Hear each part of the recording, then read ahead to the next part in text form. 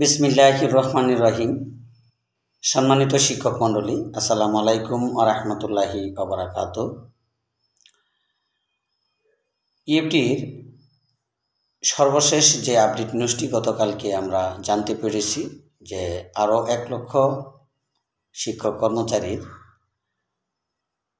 Shortcut তথ্য সংশোধন শেষে আগামী সপ্তাহে ইএফটির মাধ্যমে ব্যাংকে সার করা হবে। তো পরিসংখ্যানে আমরা জানতে পেরেছি যে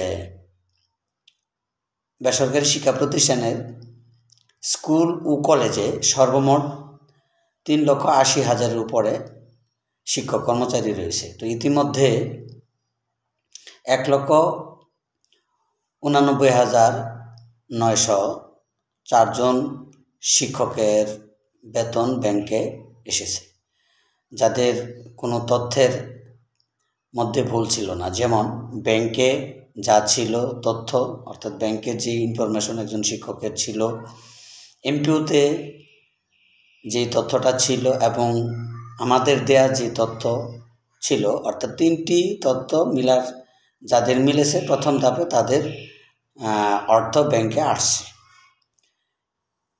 কিন্তু যাদের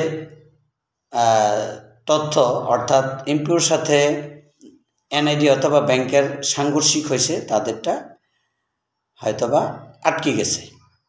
তো এক্ষেত্রে আজকে আরেকটি মাধ্যমে বা আরেকটি বিশ্বস্ত সূত্রে জানতে পারলাম যে যাদের শুধু ডট স্পেস কমা আছে, শুধু তাদেরটা আগামী সপ্তাহে যে 1 লক্ষ শিক্ষক কর্মচারীর এমপিও সার করা হবে, অর্থাৎ ইএফটির মাধ্যমে ব্যাংকে অর্থ সার করা হবে, শুধু তারাই এটির মধ্যে সীমাবদ্ধ।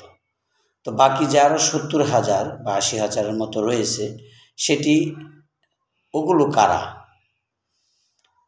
তো এই প্রশ্নের জবাবে অবশ্যই আমরা বলবো যে যাদের নামের বানান ভুল, বা যাদের টাইটেল আছে নামের আগে মোহাম্মদ, সৈয়দ, চৌধুরী ইত্যাদি ইত্যাদি, এইসব টাইটেলে যাদের নামের বানান ভুল, সংক্ষিপ্ত আকারে আছে, পূর্ণ আকারে আছে, এক জায়গায় আরেক জায়গায় সংক্ষিপ্ত। তো এই জাতীয় ভুলগুলো, এই তথ্যগুলো ভুল থাকলে পরবর্তী কি কার্যক্রম, এই বিষয়টি আসলে অনেকেরই জানার বিষয়। তো আসলে এটি আমিও তেমন জানি না, তবে আমরা যেহেতু আমাদের এই ভুলগুলো হয়েছে, আমাদের মনে হয় একটু ধৈর্য ধরতে হবে। তবে আমাদের আগে যাদের ডট স্পেস কমা ইত্যাদি ইত্যাদি ভুলেছে, এগুলো কিন্তু ভুল। তো এই ভুলগুলি যদি সংশোধন হয় সেই তথ্য দেখে, তাহলে আমরা যে একটা সংশোধিত তথ্য ইতিমধ্যে ইনক্লুড করেছি, তাহলে সেটা কেন হবে না?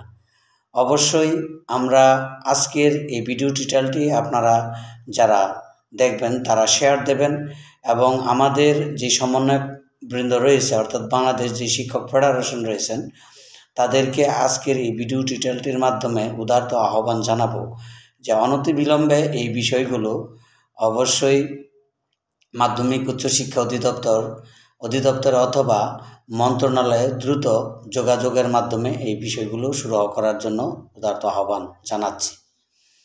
কারণ হচ্ছে, এখানে মাননীয় শিক্ষা উপদেষ্টা একভাবে উপদেশ দেবেন বা অ্যাডভাইস করবেন, কিন্তু এখানে যারা আমলা রয়েছেন বা যারা নীতি নির্ধারক এখানে রয়েছেন বা যাদের মাধ্যমে কাজগুলো হচ্ছে, আসলে তারা কিন্তু আমাদের সম্বন্ধে অনেকই জানেন। তা আমি মনে করি একজন শিক্ষক রানিং বেতন সে পাচ্ছে, এখন সেই বেতন বন্ধ করে সংশোধনের কাজটা কতটুকু যৌক্তিক হবে, এটা আসলে দেখার বিষয়। তবে আমি এটা বলবো না যে আসলে আপনাদের পরবর্তীতে কি হতে চলেছে সেটি তো আপনারা জানেন না, তাহলে আপনারা অগ্রিম কথা কেন বলতেছেন? আমরা অগ্রিম কথা, অর্থাৎ এই কথা আমরা উড্ড করে নেব যখন 1 লক্ষ শিক্ষক কর্মচারীর তথ্য তাদের ইএফটির মাধ্যমে ব্যাংকে অর্থ প্রেরণ করা হবে। এর পরবর্তীতে যদি আমাদেরকে ঠিক পূর্বের ন্যায় সংশোধন করার একটি আংশিক দেয়, সেটা আমরা হয়তো বা সহজে মেনে নিতে পারি, অথবা আমরা যে সংশোধিত তথ্য ইতিমধ্যে দিয়েছি সেটা দেখে ইমপিওর কপিও সংশোধন করেও দেওয়া সম্ভব। কারণ এই ভুলগুলো আমাদের নয়, এমপিওতে যে ভুল হয়েছে সেগুলো আমাদের নয়, সেটা অধিদপ্তরের ভুল, অর্থাৎ যেখানে কাজ সেলের ভুল, সেটা আমাদের ভুল নয়। সুতরাং আমাদের বেতন অব্যাহত রেখে যেভাবে সংশোধন করে করুক, কোনো সমস্যা নেই। তো এই বলে আমি আমার আজকের ভিডিওটি এখানেই শেষ করব। তো যাবার পূর্বে আবারও বলবো, এই দ্রব্যমূল্য ঊর্ধ্বগতির বাজারে এই অল্প বেতন দিয়ে এমনিতে পরিবার নিয়ে চলাটা দুষ্কর, অত্যন্ত কষ্টদায়ক। সুতরাং এই বিষয়টি অত্যন্ত যুগোপযোগী একটি সিদ্ধান্ত নিয়ে যেন এটির একটি ব্যবস্থা নেন। তো আজকের মতো ভিডিওটি এখানেই রাখবো। আল্লাহ হাফেজ।